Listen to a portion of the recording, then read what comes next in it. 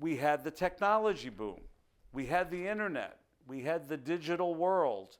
We had email, okay? And so what you had here is you had a lot of people who were replaced by machines.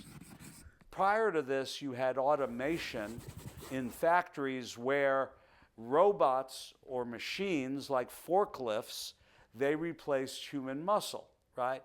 A forearm and a back can't lift as much as a hydraulic machine. So people had lost their jobs in factories. But with the technology and computers, people were losing their jobs who had relied on brain power, okay? I can remember in the 70s, everyone had a secretary. You did not have to type your own letters. You did not have to make your own travel reservations. Your secretary did it. But now that you had a desktop computer, you lost your secretary, okay? You lost your travel agent. And so technology really changed leadership in the 1990s because computerization replaced a lot of the things that were done by people.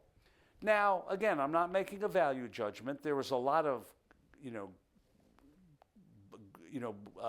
grunt work that was done by people, and not having to do the grunt work and the work that people hated, that freed people up to be more creative, to do more worthwhile kind of projects.